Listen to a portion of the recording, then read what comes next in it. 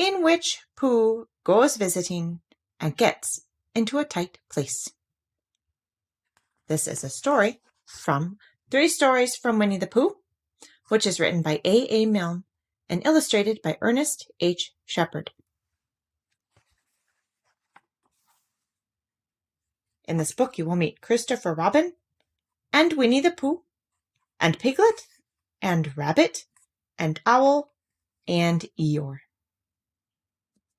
In which Pooh goes visiting and gets into a tight place. Edward Bear, known to his friends as Winnie-the-Pooh, or Pooh for short, was walking through the forest one day, humming proudly to himself. He had made up a little hum that very morning as he was doing his stoutness exercises in front of the glass. Cha-la-la, cha-la-la, as he stretched up as high as he could go. And then, cha-la-la, cha-la, oh, help, la, as he tried to reach his toes.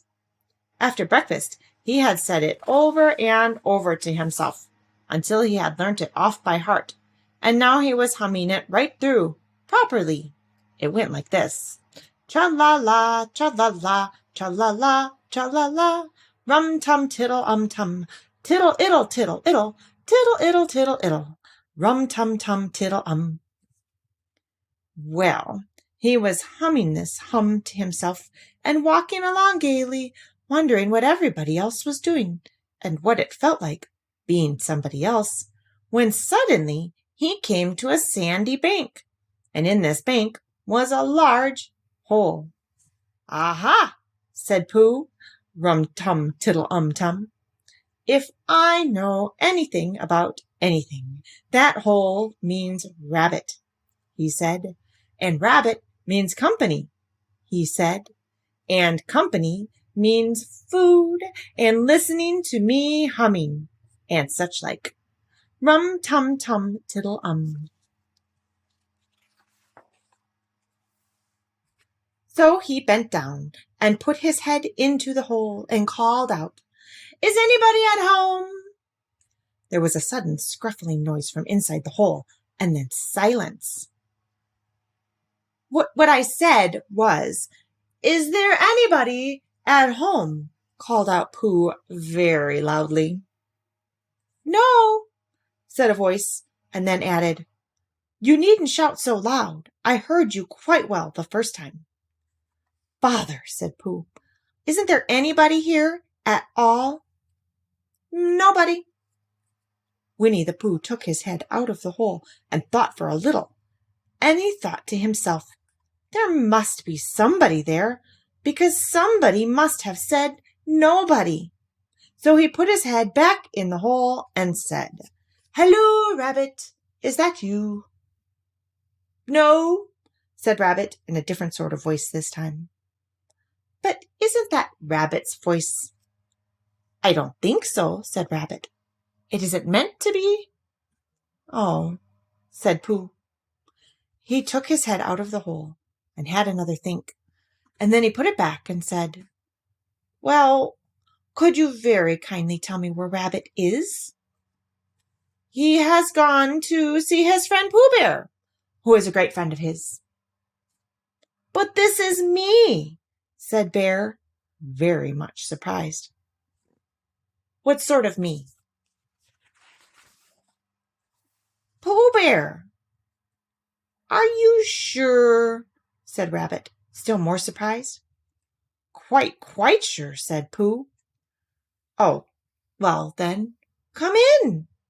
So Pooh pushed and pushed and pushed his way through the hole, and at last he got in. "You were quite right," said Rabbit, looking at him all over. "It is you. Glad to see you." "Who did you think it was?" "Well, I wasn't sure. You know how it is in the forest. One can't have anybody coming into one's house. One has to be careful. What about a mouthful of something?" Pooh always liked a little something at 11 o'clock in the morning, and he was very glad to see Rabbit getting out the plates and mugs. And then Rabbit said, "Honey or condensed milk with your bread?" He was so excited that he said, "Both," And then, so as not to seem greedy, he added, "Oh, but don't bother about the bread, please."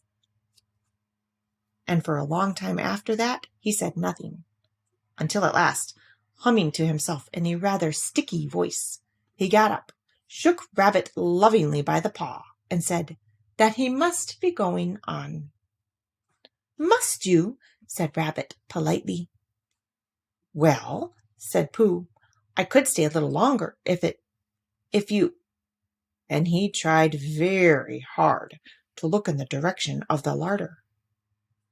"As a matter of fact," said Rabbit, "I was going out myself directly."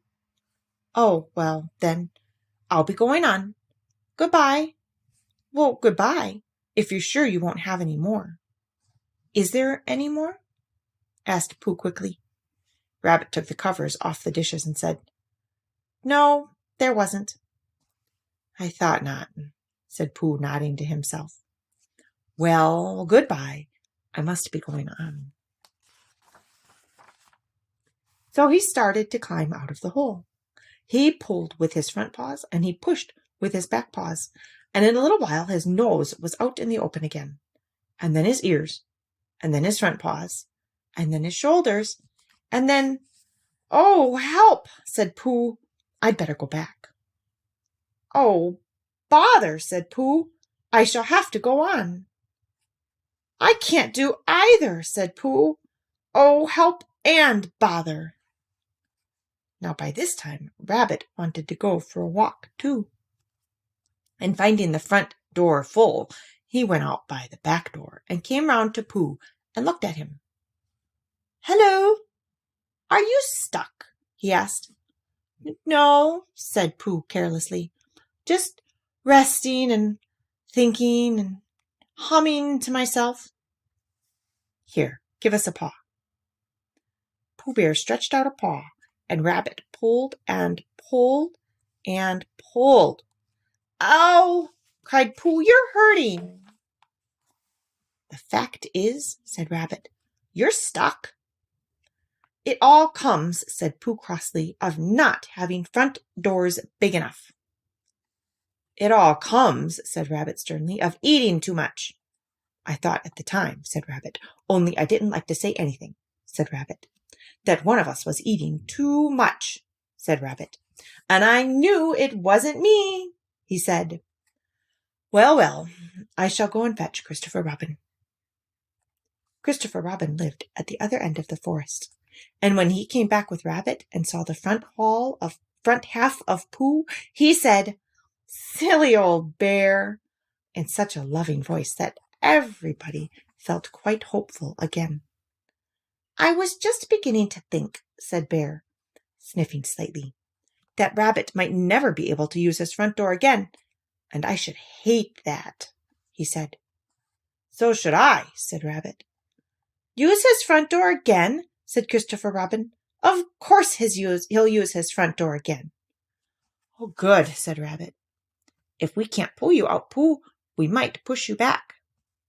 Rabbit scratched his whiskers thoughtfully and pointed out that when once Pooh was pushed back, he was back, and of course nobody was more glad to see Pooh than he was. Still, there it was. Some lived in trees and some lived underground, and— "You mean I'd never get out?" said Pooh. "I mean," said Rabbit, "that having got so far, it seems a pity to waste it." Christopher Robin nodded. "Then there's only one thing to be done," he said. "We shall have to wait for you to get thin again." "How long does this getting thin take?" asked Pooh anxiously. "About a week, I should think." "But I can't stay here for a week." "Well, you can stay here all right, silly old bear. It's getting you out which is so difficult." "We'll read to you," said Rabbit cheerfully, "and I hope it won't snow," he added. "And I say, old fellow, you're taking up a good deal of room in my house. Do you mind if I use your back legs as a towel horse? Because, there they are, doing nothing, and it would be very convenient just to hang the towels on them." "A week," said Pooh gloomily. "What about meals?" "I'm afraid no meals," said Christopher Robin, "because of getting thin quicker. But we will read to you." Bear began to sigh, and then found he couldn't because he was so tightly stuffed, and a tear rolled down his eye as he said, "Then would you read a sustaining book, such as would help and comfort a wedged bear in great tightness?" So for a week, Christopher Robin read that sort of book at the north end of Pooh, and Rabbit hung his washing on the south end. And in between, Bear felt himself getting slenderer and slenderer. And at the end of the week, Christopher Robin said, "Now!"